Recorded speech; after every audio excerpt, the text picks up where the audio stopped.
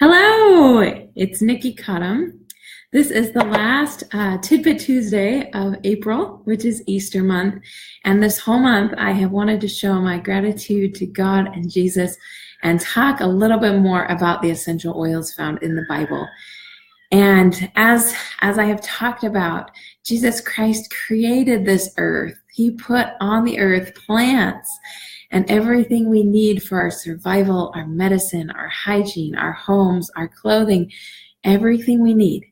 And I honestly believe from my heart that there is no problem that ever arises where God hasn't already provided the answer in some form. So before essential oils, I had a really hard time keeping my health together in any aspect of the word. I had struggled with feelings of despair and self-doubt, and I struggled with keeping my children healthy through the seasonal threats and all of that. And then when I sat in an essential oils class and I was finally exposed to essential oils, I heard the word frankincense and my ears perked up because I knew frankincense was found in the Bible. And if I could use something found in the Bible, I knew that I would be in so much better shape than turning to medication or surgery. And now I'm not saying that medication and surgery isn't necessary in some cases, but for me, I like to use the natural route whenever possible and however possible. So I want to talk a little bit about a lot of different ways in the Bible that Jesus and his apostles and prophets used essential oils. All right, so I have a list here of different things with the references and everything. So there are quite a few things. I'm going to jump around a lot just so that you can get as much as you can in this short video that I'm doing today. So the first thing I wanted to talk about, as mentioned in the Bible, and it's not mentioned chronologically first, I just want to talk about this first, is that essential oils were used to anoint things related to sacredness and the temple and things like that. And so I wanted to talk a little bit briefly about how God actually prescribes this, okay? So God actually gave his instruction to Moses about what the holy anointing oil needed to be and what it was to be used for. So in Exodus, the book of Exodus in the Old Testament, chapter 30, verses 23 and 24, the Lord says that the holy anointing oil was to be made of myrrh, cinnamon, cassia, and calamus. And there's a little bit of dispute about what calamus is. Some people think it's like an acorn calamus that grows. It's kind of like partially an aquatic plant. It grows along cattail reeds and all of that. And it has very aromatic and spicy flavor, which is probably what it is. I don't have any of that, but doTERRA does sell lemongrass, and that is another oil that sounds like it fits a lot of the description of what calamus is. So I'm not saying to make the holy anointing oil for yourself, but I have used varying essential oils mentioned in here for meditation, for spiritual enlightenment, to help myself become separated or consecrated from the rest of the world so that I can do God's will, God's service. So if I'm ever feeling like I'm too impulsive, I'm giving way to temptations too often, I like to use various oils found in the holy anointing oil to ground me, to bring me back to where I feel like I'm in God's presence again. And so I really love these oils. Myrrh, we talked about this in a previous video. Myrrh is the oil of Mother Earth, right? It's the oil of grounding us. And then cinnamon, it's the oil of, it provides great circulation in the body, gets things moving, and it gets the body feeling well, the metabolism going, gives us energy. Calamus, which it sounds like it's a spicy, uplifting, aromatic oil. If you use lemongrass in its place, lemongrass also is. Lemongrass is very cleansing to the soul. And then cassia oil, that is very strong, very warm oil. It soothes the muscles, just is very soothing and warming to the body. And emotionally, it gives courage to the soul.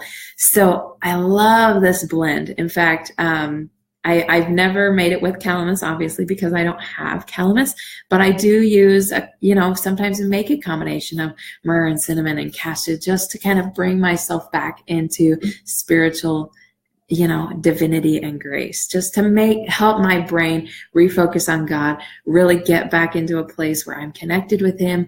I, am ready for worship, meditation, that type of thing. So I love it. Okay. So then in Numbers chapter 7, it says, and it came to pass that on the day that Moses had fully set up the tabernacle, or this temple that they're carrying with them through the wilderness, and had anointed it and sanctified it, and all the instruments thereof, both the altar and all the vessels thereof, and anointed them and sanctified them. So God recommended these oils to not only to make things holy in the temple, but also to cleanse the instruments. There was a lot of sacrifice, right? And so the knives and whatever they needed for that, they would sanctify them, make them holy, so that any purpose they used them for was to be the purpose that God had divinely appointed. So very, very cool. And likewise, these oils are very cleansing for us. These oils like myrrh, myrrh, as found in, I talked about this last time in the book of Esther. There was a beauty treatment in Esther chapter 2. You can look at it, but it said 6 months treatment with myrrh, probably myrrh baths, myrrh ointments, myrrh everything. And it was specifically said for odors, to cleanse the body, for beautification. So myrrh is recommended in the oil as a beauty oil, also as, a cleansing from disease and plagues, and that's to eliminate odors from the body. It's also great for the teeth and everything like that. Probably one of those things with beauty. Also great for the skin, anti-aging, great for the teeth, the mouth.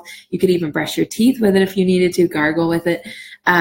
But very good. Okay, so that's myrrh, very cleansing. Cinnamon and cassia are extremely purifying. Okay, so I'm not talking about getting rid of any good bacteria. The beauty of intelligent medicine, which is the medicine God provided for us on the earth, intelligent medicine does not destroy anything good, like good bacteria. It only eliminates the things that are unhealthy, like for the plant, right? If a plant encountered yeast or a fungus or something like that, the plant could use its natural aromatic compounds from that plant to kill it off, so it wouldn't infect the plant and ruin it, right? And so when we can actually use those the same way. Cinnamon and cassia are both very hot oils, so I do recommend diluting them a lot. One of my favorite ways to use these is using a tiny bit in a diffuser, maybe 1 drop or less, combined with other oils. Cinnamon is very strong, cassia is very strong, and another way is that I sometimes, if I'm cleansing my inner vessel, right, if I'm cleansing pathogens inside my body or anything like that, I'm going to be putting it in a capsule and doing it that way. That way I don't have to burn my mouth. A tiny bit in water is okay, but like I said, it's very, very hot, very cleansing, very purifying. A lot of people who have blood sugar imbalances will use cinnamon and cassia because they really boost the immune system, the metabolism, and get things flushed out that don't belong in the body. So very cleansing, right? And so aromatically, topically, we can use them, but dilute heavily and keep coconut oil on hand, like fractionated coconut oil on hand, just in case it is still hot, to cool it down, okay, to put it on top of wherever it feels like it's still irritated. So you can use those, okay? And a drop goes a long way. So no need for more than a drop or 2 in any dose, okay? So cleansing.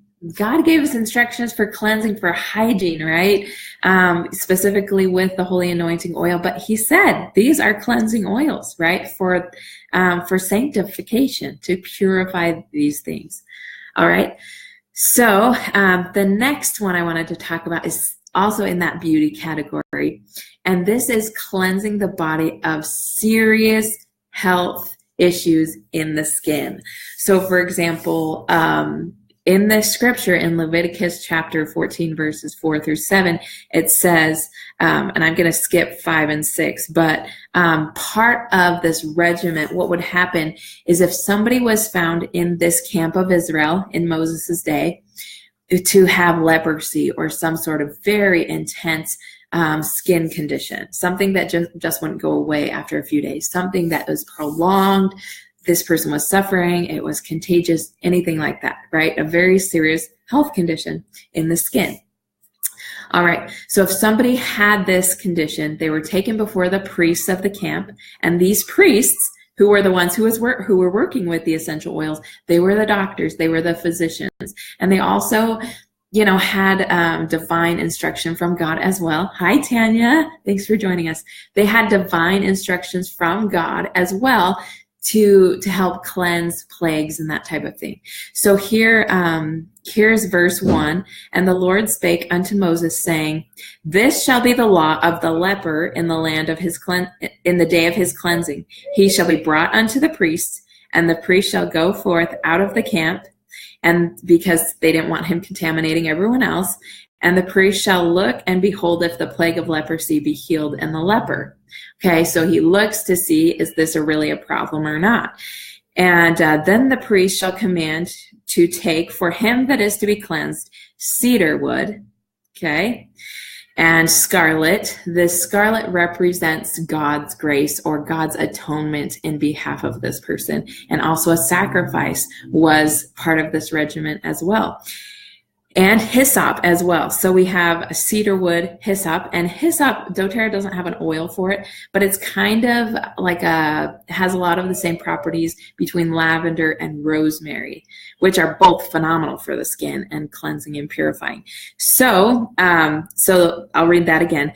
Then the priest shall command to take for him that is to be cleansed cedar wood and scarlet, the cloth, and hyssop, or lavender and rosemary. So in my case, cedarwood, rosemary, and lavender, and prayer, right?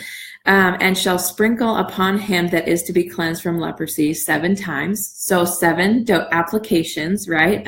Probably a week's worth at least. And then he would come back to the priest and show himself before the priest. And if the priest found him and realized, okay, he's totally clean, great, he can come back into the camp. But if the regiment had to be done again, it was another week process. Okay, so if we're struggling with anything, skin related, that's really, even deep tissue stuff that's really plaguing the skin, this would be an awesome regimen to try for yourself, and it's biblically prescribed. So I love this. All right, so that's that. Also, we just talked about Esther. That was awesome. Also pathogens, okay?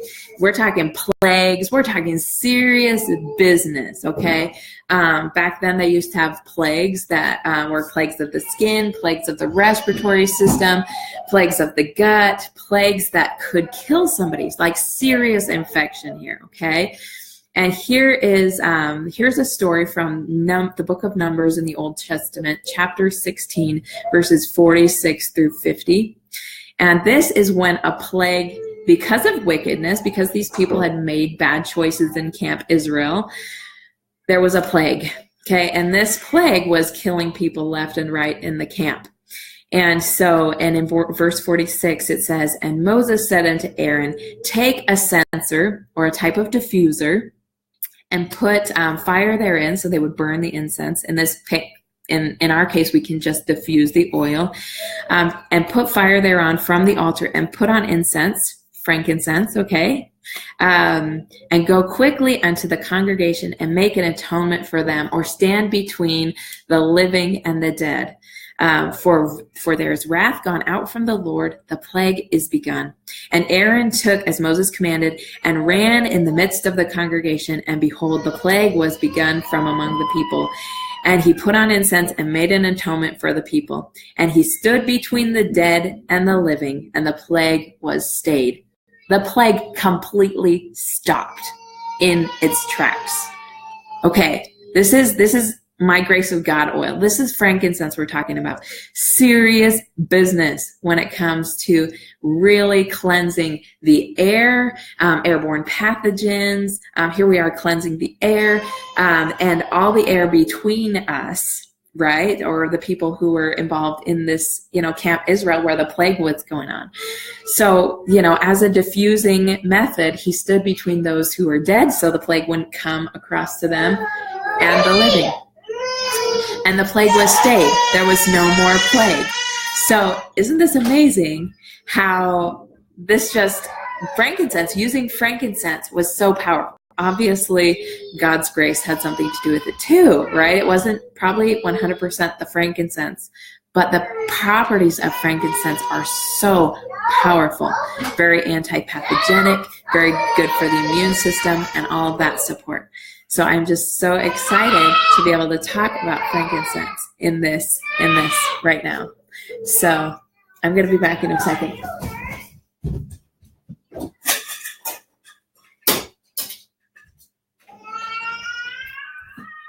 Okay, I'm back.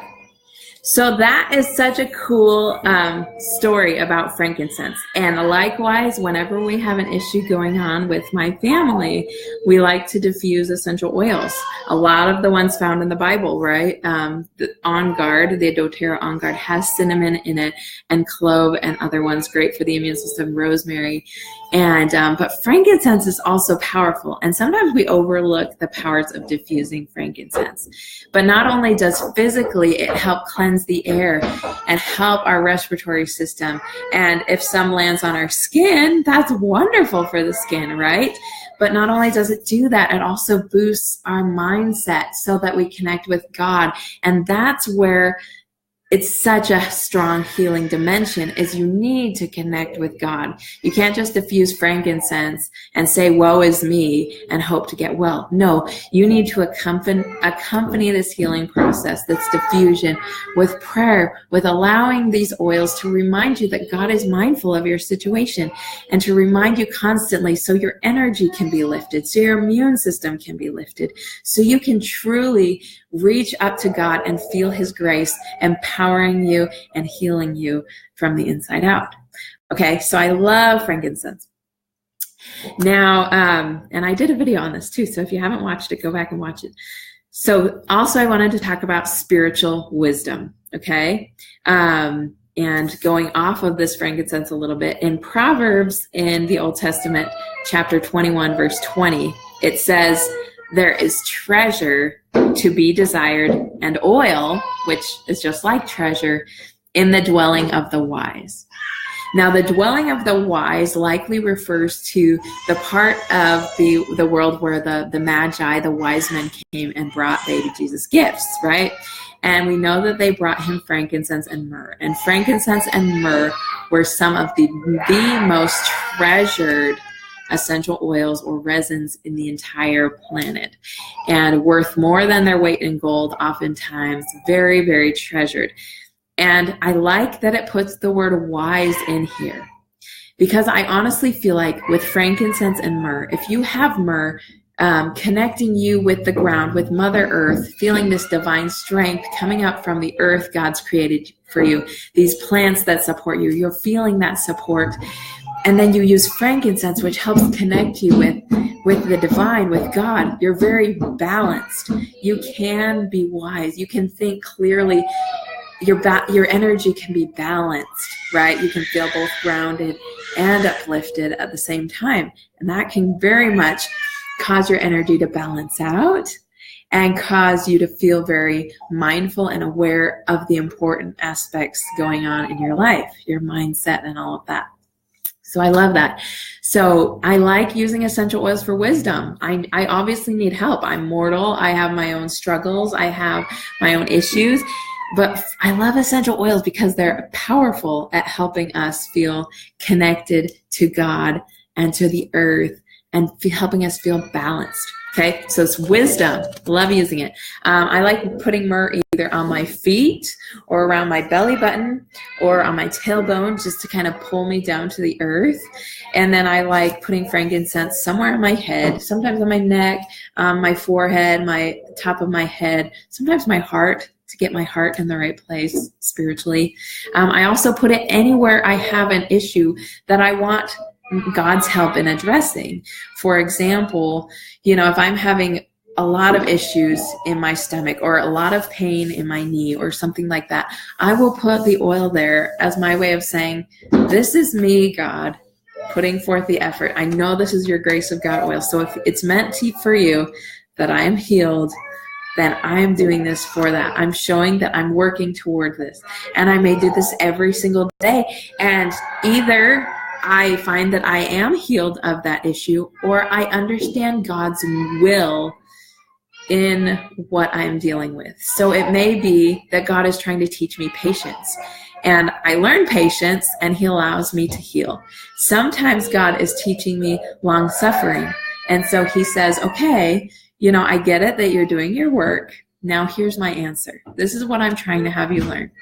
Your trial isn't over yet, but it will be. Just hang on. You're doing great. Okay? Sometimes it's that. But in any case, it helps me bring my mind and my will to God so that we can commune together. So I can feel what God is trying to tell me related to this concern, which I love. Okay? Now I'm going to talk about joy. Okay? I love essential oils for mood, emotions. That is my favorite. Besides oils in the Bible, that's like my favorite topic because essential oils are so uplifting. In fact, like I said earlier in this video, when I got into essential oils, I was struggling with feelings of despair all the time. It was a constant thing for me. I was barely hanging on, barely getting by. And essential oils, in a very literal sense, saved my emotional state and my mental sanity. So don't hesitate to diffuse, especially frankincense, and you diffuse myrrh, diffuse frankincense and myrrh, diffuse these wonderful oils that are meant for us, that God put on this planet for us. He says, here you go. Just use them, please. And we can choose to ignore them and think, oh, I deserve to be suffering, or I deserve to be miserable, or if God really loved me, he would just take care of the problem without me doing any work. No, essential oils, not only do they uplift us, but they also teach us lessons in the process that we can really learn about life, learn about God's relationship with us, learn what we need to know so we can move on from certain challenges and all of that. So this is in Psalms chapter 45, verse 7 and 8. Thou lovest righteousness, so God's will, and hatest wickedness, which are things that offend our spirit, right? Wherefore God, thy God, hath anointed thee with the oil of gladness above thy fellows. So people are like, I can tell that you are getting, that you just smell of these beautiful things because of your righteousness, because of your holiness, your dedication to serve God.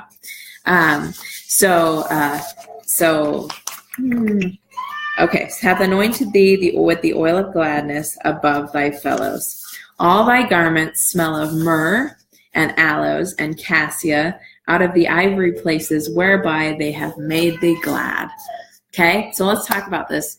Your garments, or your reeking of this righteous joy, this joy that results, this gladness that results from having a strong relationship with God. Okay, myrrh is mentioned again. Myrrh is the most mentioned essential oil in the Bible. And it grounds us. It helps us feel like the earth is safe, that God put everything on the earth for us. It teaches us to trust, right? So trust in God. All thy garments smell of myrrh and of aloes. And aloes have a tendency to be referred to as sandalwood essential oil, which I love sandalwood. It's the oil of the showing of reverence before God, or putting your mindset in a deep meditative state so that you can feel like you're communing with God. Your prayers are very heartfelt and all of that. So myrrh, aloes, and cassia, the oil of courage, right? Moving forward with what you know is right. So those are oils of gladness. Make yourself, and I've done this before. Hi, Annette. Thanks for joining us. I've done this before, and it has been amazing for me. Make just a little 5 ml roller bottle, or you could do a 10 ml roller bottle. And I've made a blend that have myrrh and sandalwood and cassia in it. And it has been beautiful. Like, an amazing blend. And I put it on my skin, and I actually passed it out at one of my essential oils in the Bible's classes a few years ago. And people were smelling it, and they couldn't get enough of it. They were saying, why hasn't doTERRA made an oil blend of gladness? But I just love it. I love this blend.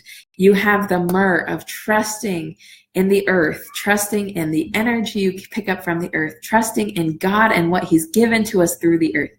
Then aloes, sandalwood, this divine reverence before God, putting yourself in a state of God's grace and compassion toward others. And then cassia, the oil of courage and being confident in moving forward. So I love that blend. It's so wholesome and beautiful. You can also put a drop of each in a diffuser, and oh my goodness, like you will be so glad you did it if you tried doing that. So I love it. Hopefully your garments, your clothes will smell like it too, right? Like this amazing blend. All right. So I love these oils, love them all. I'm actually thinking about doing mini series based on each of these beauty regimens, and I'm going to try them out and give recommendations. So here's how I would use cedar wood. Mix it with a little bit of fractionated coconut oil and rub it on your skin wherever you have this plaguing issue, or that type of thing, like simple, super simple things. But I don't have time in this video. But one more story I wanted to share. And this is a story that I am so passionate about. Okay, this story is told by Jesus Christ himself in relation to loving others. It's in the New Testament, in the book of Luke, chapter 10, verses 21 through 37. And this is the story of the Good Samaritan.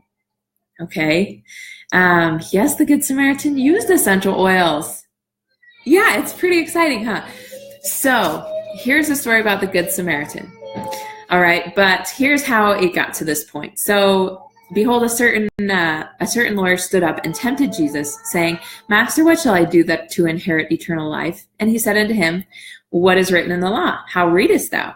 And he answered, Thou shalt love the Lord thy God with all thy heart, and with all thy soul, and with all thy strength, and with all thy might, and thy neighbor as thyself. And he said unto him, Thou hast answered right. Do this, and thou shalt live. But he, the lawyer, willing to justify himself, said unto Jesus, And who is my neighbor? Okay, when it comes to me sharing the good news, the gospel, also my love for essential oils, who is my neighbor that I should influence and try to help?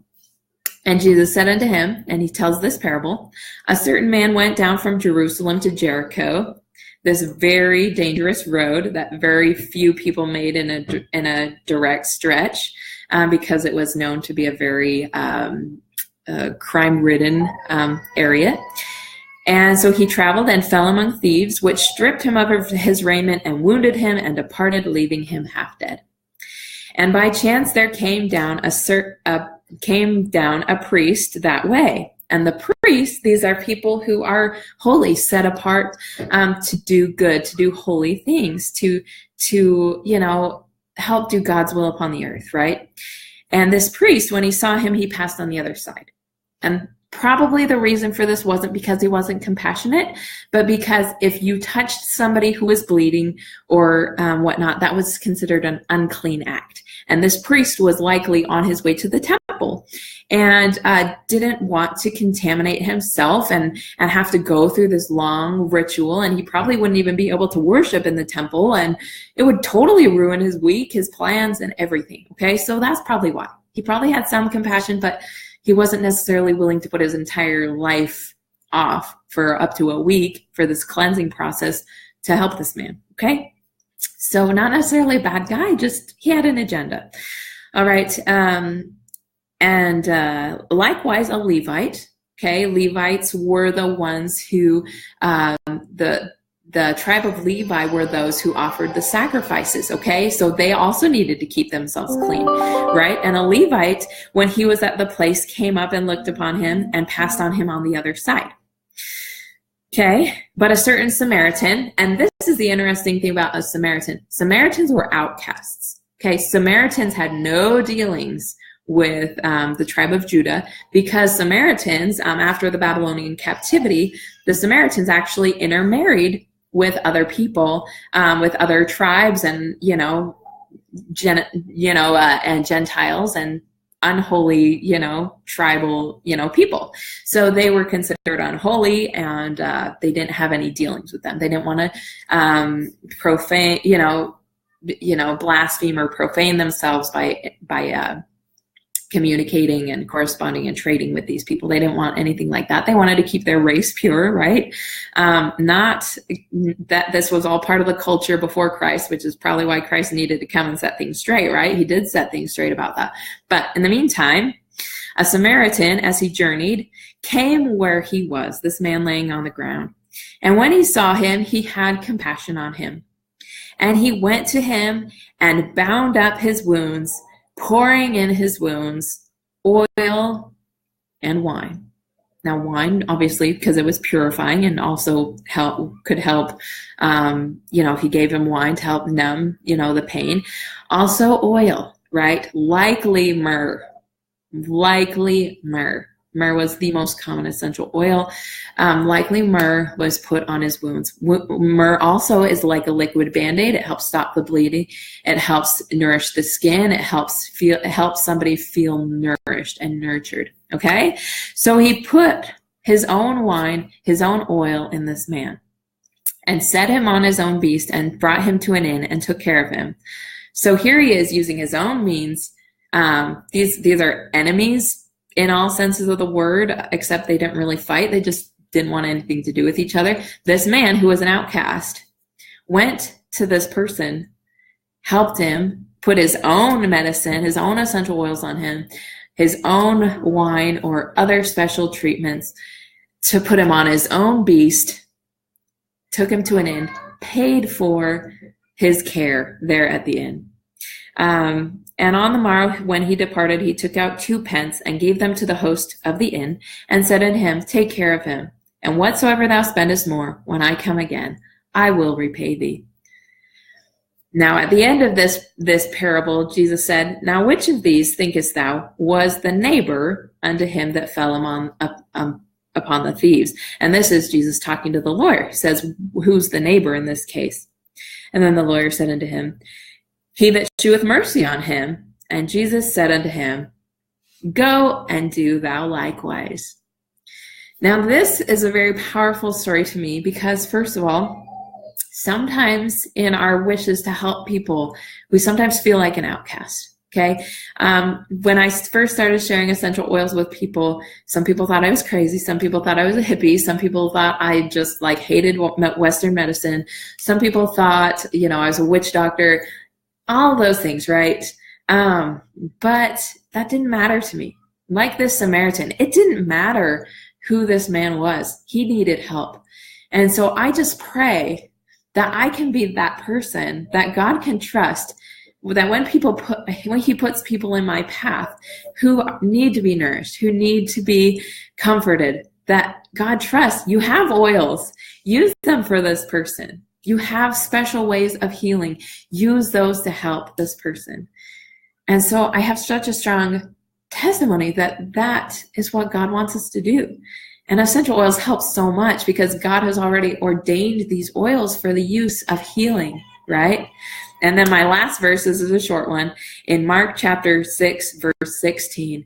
This is what the disciples do after Jesus calls them to do his work upon the earth, to spread his gospel.